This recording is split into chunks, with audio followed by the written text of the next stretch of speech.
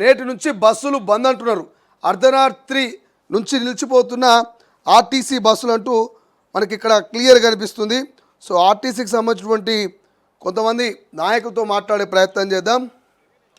So ఎందుకంటే first వార్త అదే ఉంది. తొలివేలు ఈ పేపర్లో కూడా నేటి నుంచి బస్సులు బంద్, అర్ధరాత్రి నిలిచిపోనున్న బస్సులు, సమ్మెకు సిద్ధమైన ఆర్టీసీ కార్మికులు, స్ట్రైక్ వద్దని కోరిన మంత్రి పొన్నం, అయినా వినని కార్మిక సంఘాల నేతలు, బస్ భవన్ ముట్టడించిన కార్మికులు, మా డిమాండ్లకు సర్కార్ స్పందించలేదు, అందుకే సమ్మెకు దిగాల్సి వచ్చింది, ప్రజలు అర్థం చేసుకొని సహకరించాలి, ఆర్టీసీ జేఏసీ నేతల రిక్వెస్ట్. ఇక రాష్ట్రంలో సమ్మె సైరన్ మోగింది. మంగళవారం అర్ధరాత్రి నుంచి ఆర్టీసీ బస్సులు ఎక్కడికక్కడ నిలిచిపోనున్నాయి. బస్సులన్నీ డిపోలకే పరిమితం కానున్నాయి. రోడ్లపై ప్రయాణికులు. ఇక ఒకసారి మాట్లాడే ప్రయత్నం చేద్దాం. అన్న నమస్తే అన్న, మార్నింగ్ న్యూస్లో ఉన్నా నేను, లైవ్లో ఉన్నారు మీరు. ఒక్కసారి సమ్మె గురించి తెలంగాణ ప్రజలకు మీరు వివరిస్తారేమని కాల్ చేసిన. ఒక్క నిమిషం అన్న. సో రైట్, ఇప్పుడు ప్రస్తుతం మనతో పాటు RTC joint action committee chairman Venkanna గారు మాట్లాడే ప్రయత్నం చేద్దాం. వెంకన్న గారు, సమ్మెకి సంబంధించి రేపటి నుంచి మీరు సమ్మె అంటున్నారు, ఏంది ప్రధాన డిమాండ్? మనం గతంలో కూడా డిస్కషన్ చేసినాం, నిన్న మొన్న కూడా.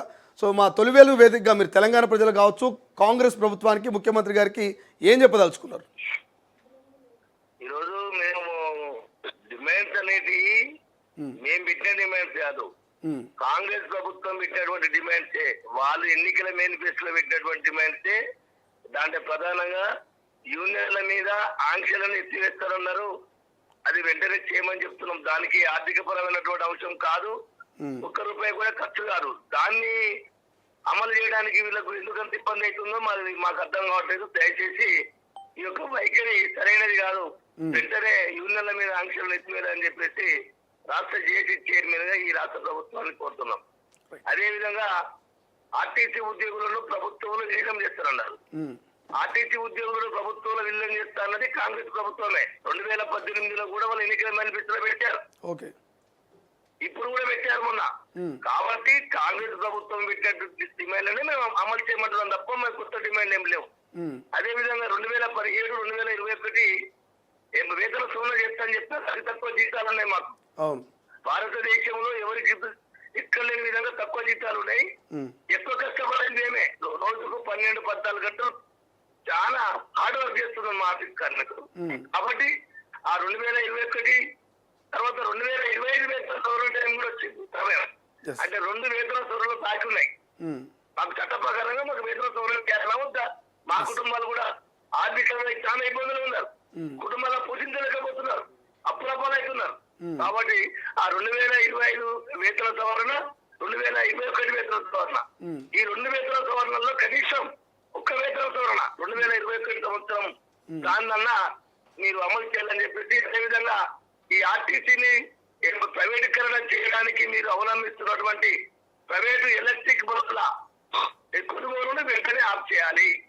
ఆ ప్రైవేటు ఎలక్ట్రిక్ బస్సుల బదులు ఆర్టీసీ సొంతగా ఆ బస్సులను కొనాలని చెప్పేసి దేశీయ డిమాండ్ చేస్తున్నాం. విస్తరించబడుతుంది.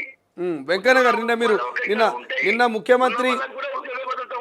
నిన్న ముఖ్యమంత్రి కొన్ని వ్యాఖ్యలు చేసి మీరు చూసే ఉండొచ్చు. నన్ను కోసిన అనా పైసా కూడా నా దగ్గర లేదు. ఆర్టీసీ కార్మికులు ప్రతిపక్షాల వల్ల పడద్దు, ప్రతిపక్షాలు చేసే డ్రామాలలో మీరు చిక్కోవద్దు అంటున్నాడు.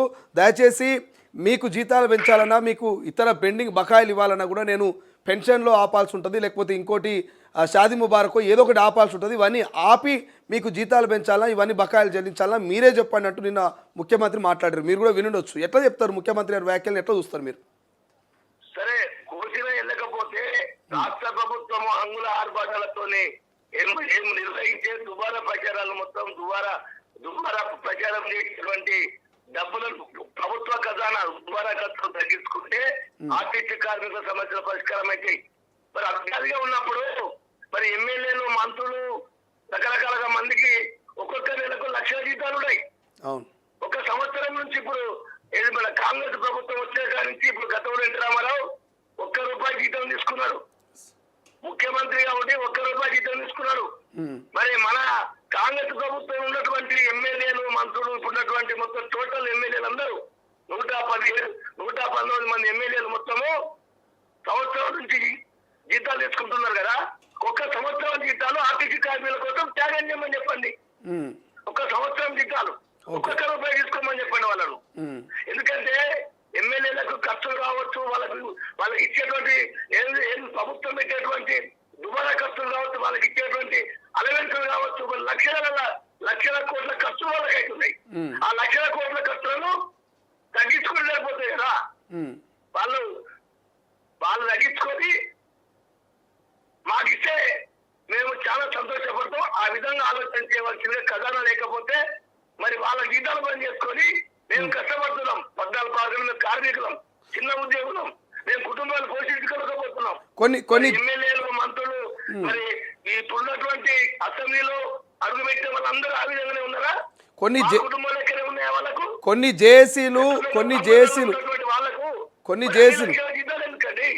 ఆ జీతాలు పని చేసుకొని అదే జీతాలను మా ఆర్టీసీ కార్మికులకి ఇవ్వాల్సిందిగా మేము ముఖ్యమంత్రి గారిని సవినయంగా కాజేయబడుతున్నాం. వెంకన్న గారు, కొన్ని జేఏసీలు మాత్రమే సమ్మెకు పోతున్నాయి, బలహీనమైన జేఏసీలు మాత్రమే సమ్మెకు పిలుపునిచ్చినాయి, బలమైనటువంటి జేఏసీలు సమ్మెకు పోతలేవంటూ నిన్న అశ్వత్థామరెడ్డి మా తొలి వెలుగు వేదికగా చెప్పినటువంటి మాట.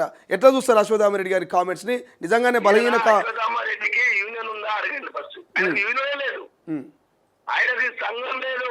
ఆయనకు సంఘము అధికారికంగా సంఘము టీఎంయూ థామస్ రెడ్డికి హైకోర్టు ఇచ్చింది, లేబర్ కమిషన్ గుర్తించింది, లెటర్ ఇచ్చింది. అందుకనే ఆయన ఇంతవరకు అసలు సమ్మె నోటీస్ ఇచ్చిందా? అశ్వత్థామరెడ్డి సమ్మె నోటీస్ ఎందుకు ఇవ్వలేదు?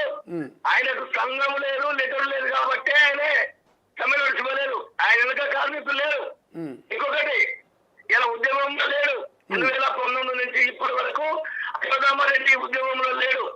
ఆయన సమ్మె నోటీస్ చేయలేదు. ఈ సమ్మెకు ఆయనకు సంబంధం లేదు. ఆయన వెనుక అలా ఉన్న జేసీలు ఉన్నటువంటి వాళ్ళ దగ్గర కేవలం ఆ 4-5 జేసీ నాయకులు ఉన్నారో గావాలు మాత్రమే జేసీగా పేరు చెప్పుకొని మా జేసీని విచ్ఛిన్నం చేయడానికి ప్రభుత్వం కింద పావులుగా మారి ప్రభుత్వం దగ్గర మన ఏమంటారు అమ్ముడు పోయి ఈ రోజు కార్మిక ద్రోహపూరిత స్టేట్మెంట్ ఇస్తున్నారు. అది ప్రభుత్వంతో కుమ్ముక్క ఇప్పించేటువంటి స్టేట్మెంట్ తప్ప దానివల్ల కార్మికులంతా చాలా ఆగ్రహంగా ఉన్నారు. వాళ్ళ పైన ఈ రోజు రాష్ట్ర వ్యాప్తంగా ఆ యొక్క అశ్వత్థామరెడ్డి కార్మిక ద్రోహపూరితమైనటువంటి స్టేట్మెంట్ ఇచ్చినందుకు మా జేసీ పిలిపిస్తున్నది మీ యొక్క తొలి వెలుగు టీవీ ద్వారా రాష్ట్ర వ్యాప్తంగా అశ్వత్థామరెడ్డి దిష్టి బొమ్మలు దగ్ధం చేయాలని చెప్పేసి మేము జేసీగా నిన్ననే రాత్రి నిర్ణయించాం. ఈ రోజు అధికారికంగా ప్రకటిస్తాం. ఇప్పుడు మీ యొక్క మీడియా ద్వారా మేము చెప్తున్నాం, ఆయన యొక్క కార్మికులు లేరు. ఇలా మీరు చూసారని ర్యాలీ 2 రోజుల ముందు తీసుకున్నటువంటి కార్యక్రమానికి వేలాది మంది తండ్రిపట్టణము చాలా ఉడకలెత్తుకుంటూ కలలు పెట్టారు. రేపు సమ్మెలో కూడా అదే విధంగా అదే పరిస్థితి ఉంటుంది. కార్మిక వర్గం అంతా సమ్మెకు సిద్ధంగా ఉన్నారు. కేవలం ఇలాంటి డబ్బులు బాధే అమ్ముడు పోయే నాయకులు కొంతమంది ఏళ్ళ మీద లెక్క పెట్టినట్టు వీళ్ళు ఆర్టీసీలో ఉన్నారండి. వీళ్ళు సర్వీసులో లేరు, ఆయనే ఆర్టీసీలో లేరు, సంఘం లేదు, సమ్మెలోని శివ లేదు, ఉద్యోగంలో లేరు. అటువంటి వ్యక్తి మాటలు నమ్మే పరిస్థితి కార్మికులు లేరు. ఇలా టోటల్ గా కార్మికుల మధ్య ఉన్నది మేము మా జేసీ.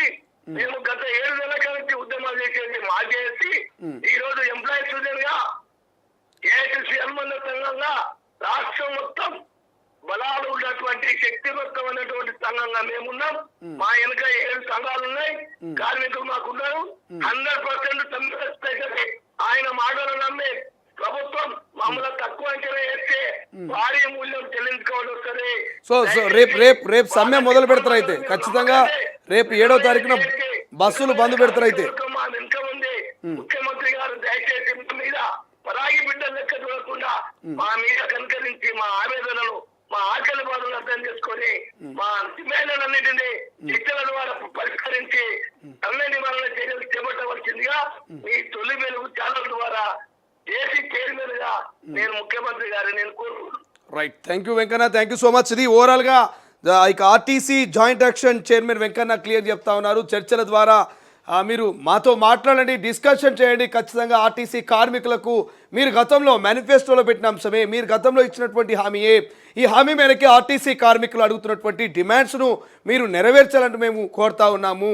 ఇప్పటికీ చాలా ఇబ్బందులు అవుతున్నాయి, పరిభారం పెరుగుతున్నది, కారుణ్య నియామకాలు లేవు, గతంలో ఉన్నటువంటి బకాయిలు చెల్లించలేదు, ఇట్లా చెప్పుకుంటూ పోతే ఆర్టీసీ ఆగమాగమవుతున్నది. ఆర్టీసీ కార్మికులు చాలా వరకు ఈ 16-15 నెలలు ఓపికగా పనిచేసినాం, మా డిమాండ్స్ను నెరవేర్చాలని చెప్తా ఉన్నారు.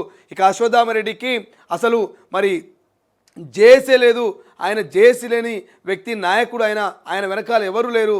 అటువంటి అశ్వత్థామరెడ్డి దిష్టి బొమ్మల దగ్ధం ఇవాళ రాష్ట్ర వ్యాప్తంగా మేమంతరం చేయడానికి సిద్ధంగా ఉన్నాం. ఖచ్చితంగా రేపటి నుంచి బస్సులన్నీ బంద్ అయితే, డిపోలకే పరిమితం అయితే, మా డిమాండ్స్ నెరవేర్చే వరకు మేము ఎక్కడ కూడా తగ్గం. ఇవాళ వందలాది మంది ఆర్టీసీ కార్మికులు ఈ సమ్మె చేయనికే సిద్ధంగా ఉన్నారని చెప్పేసి మరి ఆ RTC joint action committee chairman Venkanna చెప్తా ఉన్నాడు. ప్రపంచంలో ఏ మూల ఏ క్షణం ఏం జరుగుతుందో వేగంగా తెలుసుకోవడానికి తొలి వెలుగు వాట్సాప్ ఛానల్ని ఫాలో చేయండి.